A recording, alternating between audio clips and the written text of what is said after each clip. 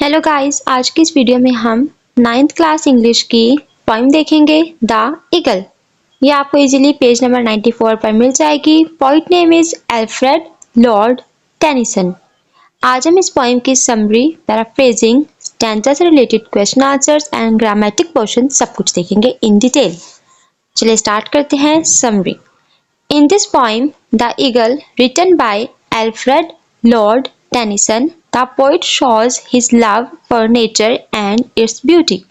The eagle is a symbol of strength, freedom, and majesty, showing the sublime power of the natural world.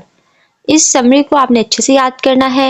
Her stanza की paraphrasing से पहले इसे लिखना है और देन नीचे उस स्टैंजा की पैराफ्रेजिंग करनी है। सो ये बहुत इंपॉर्टेंट है, बहुत मार्क्स कैरिंग है, तो आपने ये लास्ट भी करनी है। अब हम स्टार्ट करते हैं stanza number 1। He clasps the crag with crooked hands close to the sun in lonely lands, ringed with the azure world he stands. Difficult words के मीनिंग्स। क्लैस्प, होल्ड टाइटली मतलब मजबूती से पकड़ना। क्रैग, स्टीप रॉक मतलब चट्टान। Crooked, bent मतलब मुड़ा हुआ। एजोर मतलब ब्लू नीला। लॉनली मतलब आइसोलेटेड मतलब तन्हा। Paraphrasing. In this stanza, the eagle holds on to the mountain with his hooked claws. He is up near the sun with no other creature with him. By his benches where he is surrounded by blue sky. इस stanza से पहले, इस paraphrasing से पहले हमने summary लिखनी है जो कि मैंने ऊपर आपको बता दी है। वो लिखना बहुत ज़रूरी है। फिर हम समरी लिखेंगे, then paraphrasing. Rhyming scheme. A rhyming scheme जो होती है वो राइमिंग वर्ड्स के जरिए से होती है, हम आवाज अल्फाज। यहाँ पे हैंड्स, लैंड्स, स्टैंड्स तीनों सेम है तो तीनों के लिए ए यूज होगा। ओके। पोइटिक डिवाइसेस, इसमें 3 पोइटिक डिवाइसेस है इस स्टैंजा में। First metaphor, second imagery, third symbolism. First metaphor, crooked hands जो कि ईगल के क्लोज होते हैं। देन इमेजरी, हाइट या ब्लू स्काई या माउंटेन का clear scene.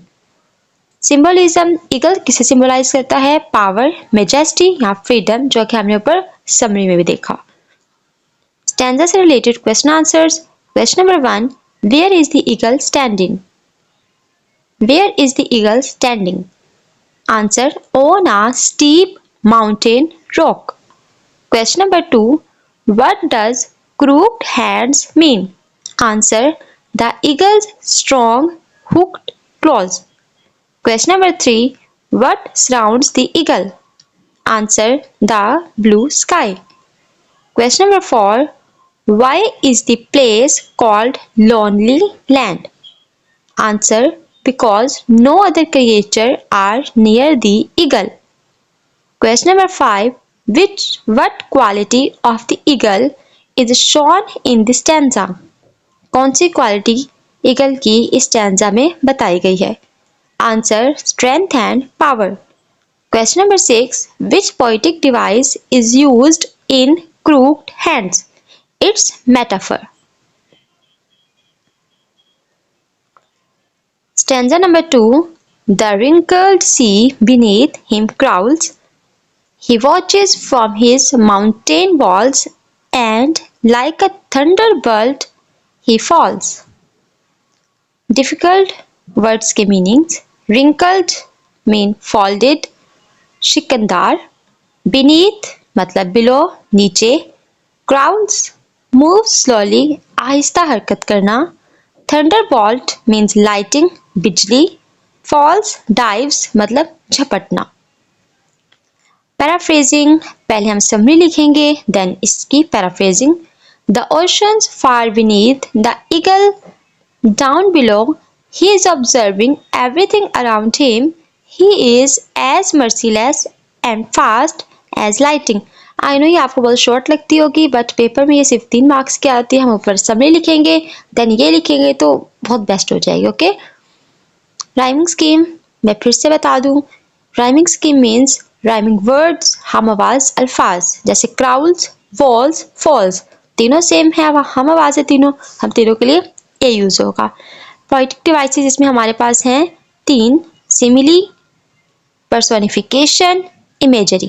Simile, like a thunderbolt. Personification, wrinkled sea crowds.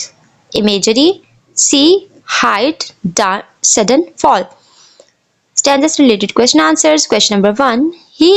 How is the sea described in the stanza? Answer, as wrinkled and crawling. Question number 2. From where does the eagle watch his surrounding?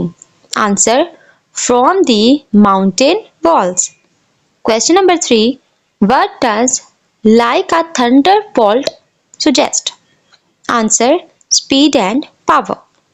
Question number 4. What action does the eagle perform at the end? Answer, he dives suddenly. Question number 5. Which poetic device is used in wrinkled sea? ऊपर हमने देखा poetic devices में its personification. Question number 6. What quality of the eagle is highlighted here? Answer, strength and stiffness. Question number 7. What is the theme of the poem? Answer, power and majesty of the nature. Hope so कि आपको पसंद आया होगा। Like share and subscribe. Thank you.